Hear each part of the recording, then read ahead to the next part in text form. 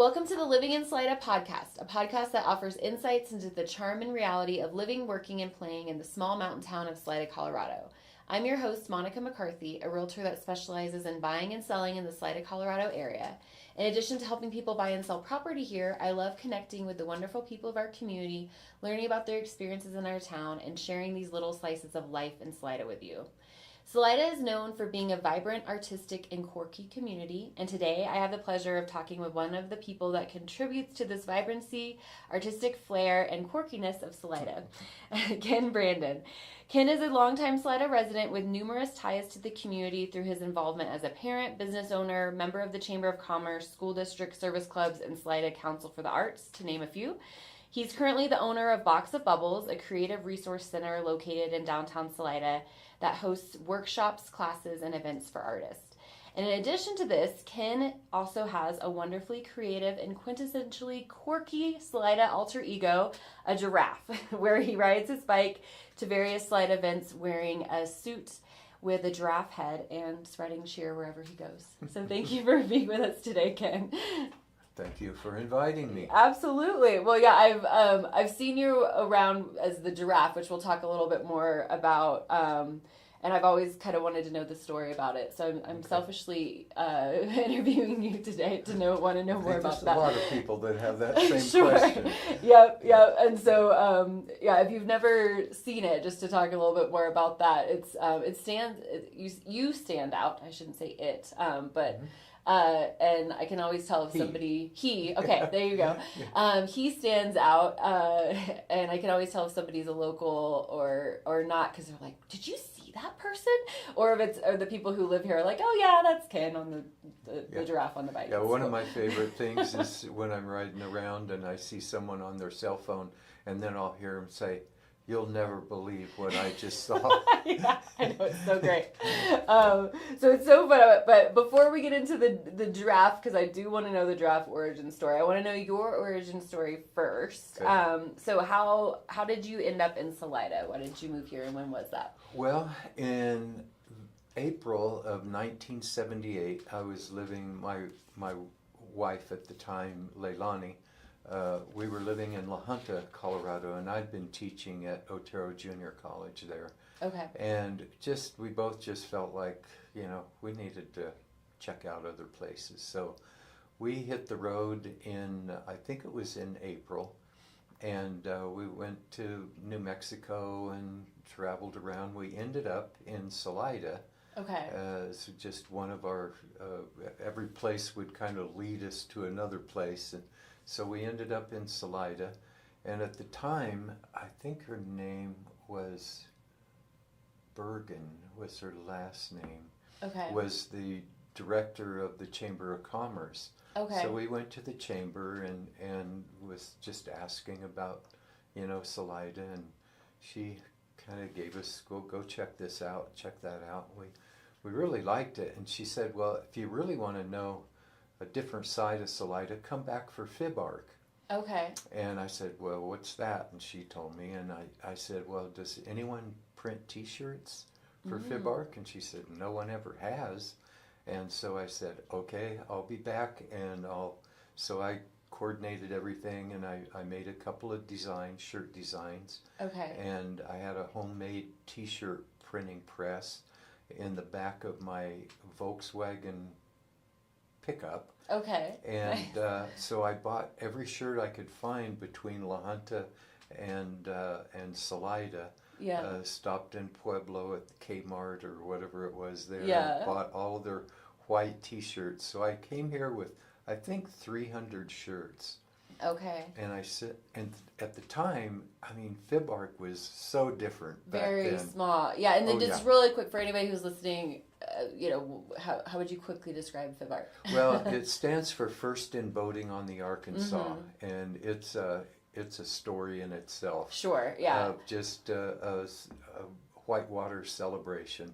Yeah. And it was that. There was a lot of kayakers and rafters, and I don't think they had the hooligan race at that time. Not yet, yeah, because you said this was 78. So it's evolved quite a bit since then, where it's a huge. And I think there was maybe 3 or 4 booths was all in the park. Wow. There was the LDS church sold sloppy joes and homemade root beer and homemade pies, and I was right next to them. And I just pulled my truck onto the park, onto the lawn. In Riverside Park? In Riverside Park, and slept there, just camped out there. I don't know if they let you do that now. No. And so I started printing shirts, and everyone, was intrigued with, the whole process of screen printing shirts. I mean, and I would let them print their own shirts, and everyone that came up, they'd say, well, where are you from? And I'd say, I'm from La Junta, but I want to move here. Do you know of a place for sale? Okay. And I must have said that 600 times, over that 3-day weekend. And finally, this one lady that was with the LDS church booth, she was just intrigued with the screen printing. She says, my daughter has this house on D Street that they've never lived in. It's just really run down. And I said, that's exactly what I'm looking for. So got in touch with her. Let's see, that would have been the second weekend in June. Yeah. And by July, we had bought the house for $7,500. I know. I love hearing these stories about just how painfully cheap everything was. And so moved in. I went to the Mountain Mail after we kind of got situated. We camped out in the front yard because the house wasn't livable. Oh, wow. So we just pitched a tent in the front yard. Oh, my goodness. It was that bad. Okay. It was bad. Okay. And so we started fixing it up, and I had a background in newspaper printing. Okay. And so I went to the Mountain Mail, and Merle was the publisher and editor then. And he said, no, I really don't need anyone right at this time. And then 2 days later, he comes in, or he sends someone to our house, to find you on your lawn. Our tent on D Street. And they said, our pressman just disappeared. We don't know. Goodness. Yeah, we don't know what happened to him. And so we need someone. So I started working for him, and it ended up that he just, I don't know, just got a wild hair and just left. Okay. And so I moved right in. So I started printing for Merle, and then asked him if I could have just a little corner of the print shop for doing my own screen printing and sign making, because I also had a background in that. And after, I think it was maybe 6 months, he came to me and he said, I'm confused. Is this a newspaper or a sign shop? Because I just kind of expanded a little bit. So then I started renting an area from him, and started my Brandon Graphics sign shop here. Okay. And did that, printed and did the signs, for a while. And then a position came open for an instructor in graphic arts and so forth at the prison. Oh, okay. And the one in BV, you mean? Okay. Yeah. And so I decided, well, I'll give that a try. So I went and applied for it, and I got the position. Okay. So then I introduced,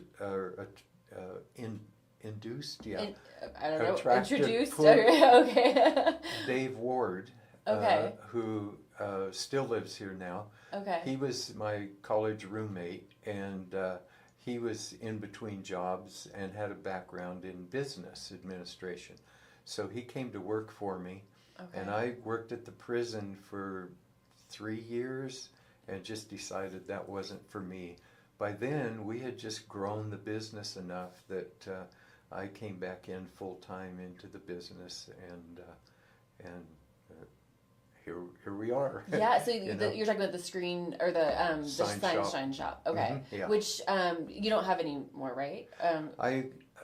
That leads us into Box of Bubbles. Exactly, that's what I was going to say. Right, You got to complete the story there. Yeah, so like after, 40 years of 30 some years with the sign shop, And Dave, in the meantime, he decided he wanted to try something else, so I kept the name Brandon Ward Graphics as a sign shop, but he went on to do Moonlight Pizza. He started Moonlight Pizza. That's a very popular restaurant in town. Yeah. Right, yeah. So a lot of history there. Yeah. And so then about maybe 12 years ago, I decided, okay, I've done this signs thing long enough. I need something different. So I came up with the idea for Box of Bubbles, which was kind of a creative resource center. Okay. And so I started doing that. And I don't know if we want to now kind of... We can go however you want to do go. You have more questions? No, we'll pop around. I have a few, but let's see where this. So tell anyway, me more about that. That's how I got to Salida and my origin story. Pretty much.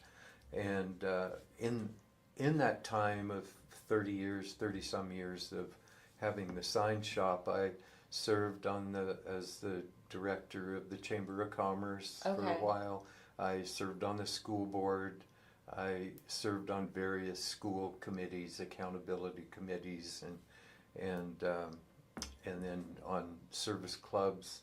Sertoma was a big service club here in town that eventually evolved into Upper Arkansas Service Club, and then now we handed everything over to the senior center, or the community center now. So putting the flags out on holidays. That was Sertoma. Gotcha. And then Arkansas Service Club, and now it's the community center that does that as their main fundraising source. So. Wow. So Box of Bubbles came about when I decided to just evolve away from the sign business, and I knew that I wanted to create a space that would attract people that think differently and would come in with crazy ideas of I want to try this or I want to do that, whether it's writing or musicians or theater people, anything that involves creativity. And so I was trying to come up with a name for that business, and had in my head outside the box, that sort of thing, but that's so overused. And then for some reason it popped into my head that I didn't want to burst anyone's bubble. When they would come with an idea, I would say, let's do it. No matter how crazy. No matter how weird, like, bouncing balls off of S Mountain. That's which was one of the first things that I did when I started. I think there's a video out there somewhere of that, right? There's still on YouTube. Yeah. Okay. Yeah, if you type in Salida Volcano, there's 2016 and 2017. I had 8 video cameras set up on the mountain that recorded that. So yeah, it's out there still. That's right. I remember hearing about that when I first moved here. That's very creative. Right. So anyway, the not wanting to burst anyone's bubble was the impetus for Box of Bubbles. If I've got people coming in with their bubbles and I'm not going to pop them, I'll end up with a box of bubbles. I love it. So yeah. And then I don't know if one of your questions then is about the giraffe at this point. Well, before we get to the giraffe, I was curious, because you've been here for so long. I like to talk to people who've been here for a long time because you have such a different perspective than anybody who's coming now or has come recently. And so I guess just to kind of briefly highlight some of the big, maybe even not so obvious changes in our community, because you've clearly been very, a big part, very involved in the community from the very beginning, and obviously found good connections right away and got integrated. So what would you say, what are some insights into the changes since 78? Well, right. Shortly after we moved here was when the mine shut down in Leadville, which was, Salida was kind of a bedroom community for Climax Mine. Yeah. And so it really impacted the area. And then at the kind of tangent with that was the closing of the railroad. Mm-hmm. It shut down a lot of the rail traffic about that same time. And so there were a lot of storefronts that were closing, and I had a business going of painting signs. So I would do going out of business signs for people. Oh, wow. And then because of, I think, one aspect of Salida or quality is this willingness to take risks. Okay. So there was always someone that was saying, I can make a go of it with a business here.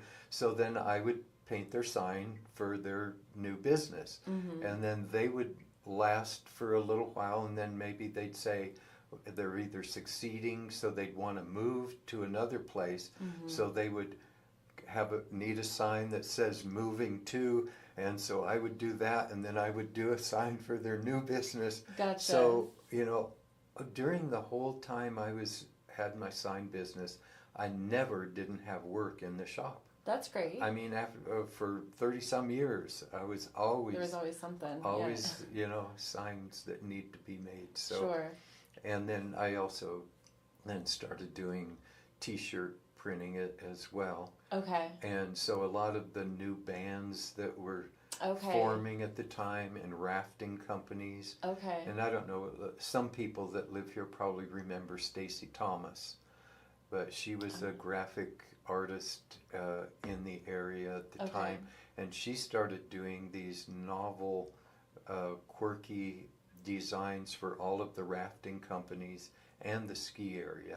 Okay. And so I was doing all of her printing for her at that time. In fact, Duke Shepard that has Fat Tees, he posted just the other day some of her designs that he found in his place. So apparently some of them migrated into his operation. But so anyway, that there's been some things that have always been stable, like the recreation thing. Okay. And there was a time when I was serving on the Chamber of Commerce that we made a conscious decision, because for years we tried to attract some other industry into the area, and it just nothing stuck. Yeah, it just never happened. So there was a point where we said, we're thinking tourism is the way we need to go, because the rafting companies, started really proliferating, and the ski area started expanding and becoming more than just a one-chair rope tow, Gotcha. Which it was when I moved here. Oh, wow. And different people like Elmo Bevington, it seemed like there was always that entrepreneur energy that was alive in Salida. Wow. And just, we're going to survive. We're going to figure out, and just be creative about it. It sounds make it happen. Like. Yeah.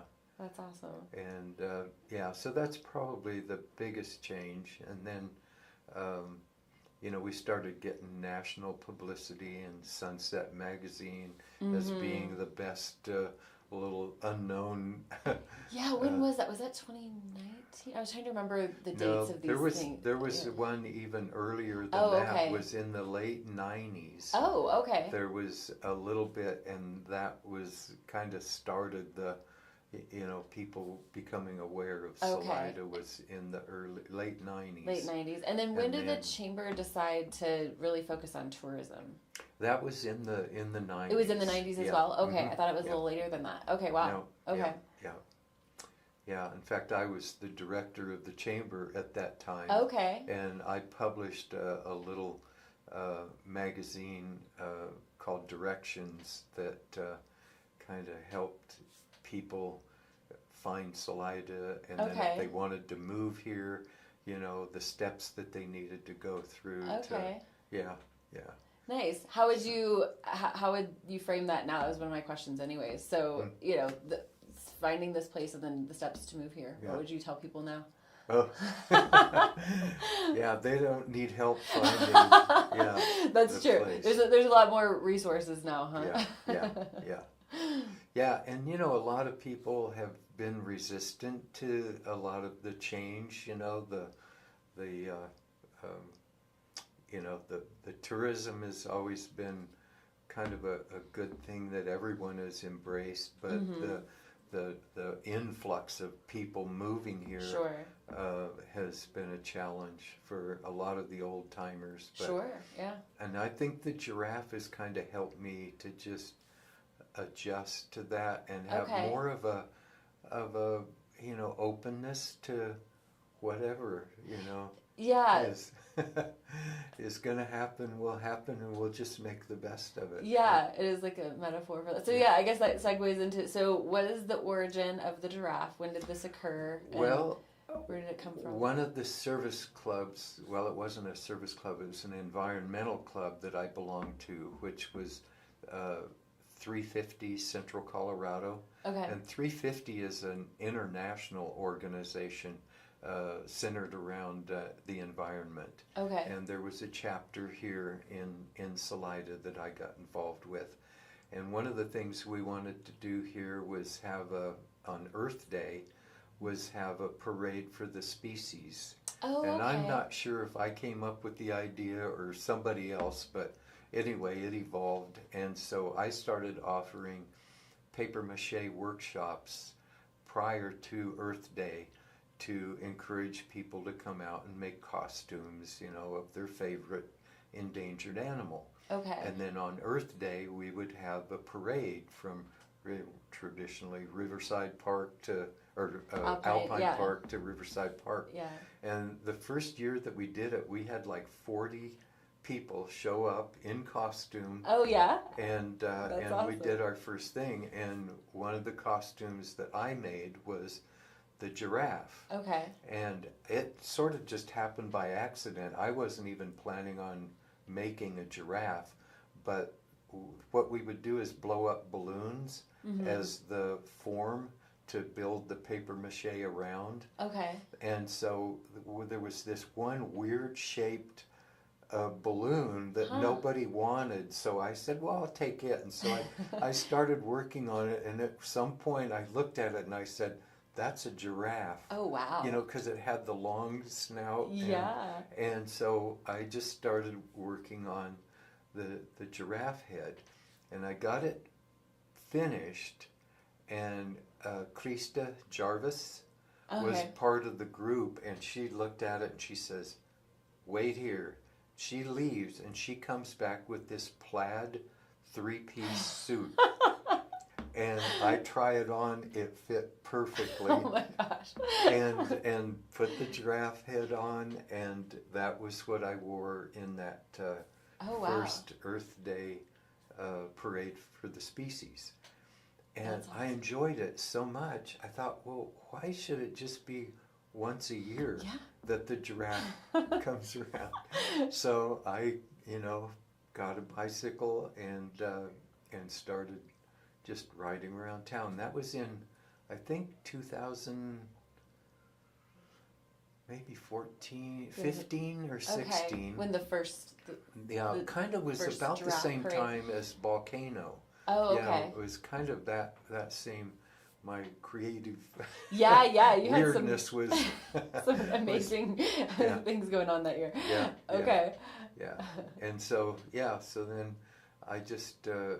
found that it was really good therapy for me. Okay. That if I would just kind of start feeling a little, I don't know what's going on, I'd say it must be time to hit the road. So I donned the thing, and originally it was just intended to be weird. Okay. Just surreal. Okay. So I wouldn't wave or anything. I would just ride around, and people would just the reaction was just so humorous. I bet. And most people were laughing. Sure. And I couldn't help but laugh. But I'm nobody can see your face. Your face is kind of in the neck of it, so you can't see. You're completely covered. Yeah. And so it's just kind of become a thing that people expect when the circus performs, Yeah. or, you know, musicians in the park or whatever, that the giraffe, you know, is expected to, to make a showing. In the farmer's market. So how often would you Yeah. say you become the giraffe Well, right in now? the summer, I usually try and get out at least once a day. Oh, really? Yeah. It's that often? Mhm. Okay. Yeah. I didn't And realize it's that. only like maybe 10, 15 minutes is all. It's pretty hot in the summertime, I bet. Yeah. you know, with that on. So, yeah, it's, you know, I probably don't do it every day, but, you know, yeah. Someday, yeah. So what's some of your favorite reactions to the giraffe that you've witnessed? Oh, gosh, anything from, I remember once I pulled up behind Lawton, Eddie, was on the walk, looking out at the river there by Highside. Okay. And she didn't see me, and I pulled up and just stopped behind her and started just getting closer and closer. And pretty soon the people that were at Highside started laughing, and she thought, what's going on? And she turns around, and there I am, and she just reaches up and kisses the giraffe. That's hilarious. And then everyone in Highside just started cheering, you know, so funny. and then I just right away. And then it was over, yeah. Yeah, Just little moments. Yeah, but I mean, I've had instances where I'll just pull up beside people trying to do a selfie or something, a wedding party or whatever. Oh, yeah. And I'll pull up and just photobomb them, and they love it. Oh, you of know? course. Yeah. That's So- the most random photo bomb, right? Yeah. So, yeah, and then just, I think it was about 4 days ago, I was riding under the bridge on the walk there, and there was a little boy, must have been maybe 18 months old, not 2, just, you know, toddling along, and he was looking down at his feet as he was, and I, of course, stopped because I didn't know what direction he was going to go, and his big sister saw the giraffe and wanted him to see the giraffe, and she kept trying to get him to pay attention. She was saying, look, there's a giraffe, and he was just focused on his feet. And so then finally she takes his face and raises him up, and he starts screaming. Oh, no. Just you never know. You never know what kind of reaction you're going to get. Exactly, yeah. And then the parents were just a little bit ahead. They cracked up laughing, and he was just traumatized. Oh, so no. who knows what's going to be the Poor result of that. This little ingrained memory of Yeah. a giraffe. I don't know why, but giraffes just freak me out. Yeah. That's so funny. Yeah. Oh, Yeah. gosh. I love it. Yeah, I just feel like it is that I always get a burst of joy every time I see you going around, and it's, you know, it's also just a fun little social experiment. Break, yeah. Yeah. Well, yeah, for you, I guess it is a break. And it's kind of, you know, like when you're, for Halloween, when you dress up as in a costume, you kind of have this little bit of disconnection from your normal self. Yeah. And it seems like, you know, you're able to do that as Yeah. often as you want. Exactly, yeah. I mean, that's amazing. Yeah. Well, I was thinking the other day, as I was enjoying it so much, people were laughing and I was laughing, and I said, you know, it doesn't cost me anything. There's no expense in doing this, and it makes people happy, and it makes me happy. So, Yeah. So how can you right. beat that? Yeah. Absolutely. Yeah. Yeah. And then just, you know, adding little bits of joy to the world. Yeah. I mean, what? Yeah. There's nothing wrong And with weirdness. that. And weirdness, yeah, Yeah, I know. That's what I love about it. It's just like, it's so wonderfully Salida, like I said Yeah. at the top. And I actually have this sticker Oh, right. from Topo, Yeah. where I saw that and I was like, oh, I have to get that sticker because you're memorialized there. But it's just fun to, I mean, it's very unique.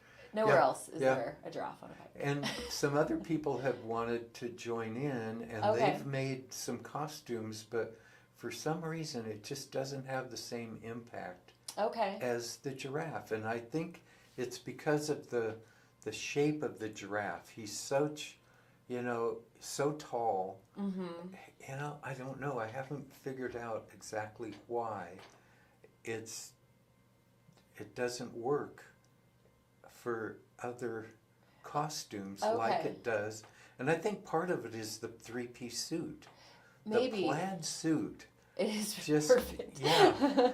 Just is... it works. Yeah. What are some of the other things that have been tried? There's been a bee outfit that's been created, and a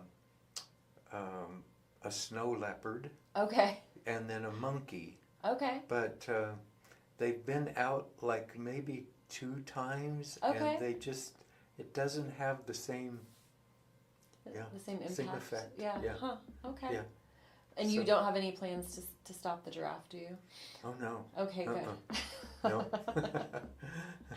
I want to see him thrive for as long as possible. We'll see. Yeah. Well, perfect. Well, I love what you bring to the community. Anything else, just to kind of wrap us up with an insight into the Salida community here that you feel like might be valuable? Whatever you want to say. Yeah. I just really feel like, and I think I mentioned this already, that whether it's the entrepreneurship or whatever, it's a creativity that it seems like is, and what you're doing here, of being creative with, not just having a real estate business, but a podcast that, embellishes the community with stories. Yeah, well, thank you. I appreciate that. And storytelling. Jennifer Dempsey, Bones, with his Artisipate and Rock School. Yeah. All of those things are just what, Salida's going to be okay, no matter what, because of, things like that going on. And the group that does the harmonica, is that the... Oh, I don't know that one. Yeah, they do... Oh, no, it's ukulele. Oh, the ukulele group. Yeah. I and had the a mud stint with people. them. Oh, yeah, the river, people. what are they called? Is it the mud people? Mud people. They're called mud people? Okay. Mm-hmm. Yeah, just like There's a fun just dance so many group. crazy things like that. Yeah, it's so fantastic. Most communities don't even have one thing, and we've got just... So, well, I think, I would imagine that energy plays off of each other, right? Where it's like, well, if you can have a guy with a giraffe head riding a bike in a suit, then you can have, fill in the blank. You can do whatever. And it's such a wholesome fun, I feel like. So, well, I love it. Thank you for what you bring to the community. Oh, it's truly unique. It's my pleasure. Absolutely. And so if anybody wants to learn about you, so I know we didn't talk about Box of Bubbles as much, but you essentially have basically a safe space for artists and of all kinds, all mediums. Right. So where can people find you for Box of Bubbles? Well, I'm at the corner of 2nd and E Street. Okay. And across from the Elks Lodge or Tapatias. And I'm there a lot. And so then I also have a website, theboxofbubbles.com. Okay. And See, and there's a photo of the giraffe there, so I was looking at that yesterday. Yeah. Okay. Yeah. Well, thank you so much, Ken. I appreciate it. And let's see. Again, I'm Monica McCarthy, a realtor who specializes in Salida and surrounding areas. And if you're interested in connecting with me, whether it's to help you buy or sell a home here or being on this podcast this season, all of my contact info is in the show notes. And if you like this podcast or found it interesting, please share it with a friend. You can learn more about Salida, Colorado and the real estate market here on my YouTube channel, Living in Salida, Colorado. Thanks for listening and take care.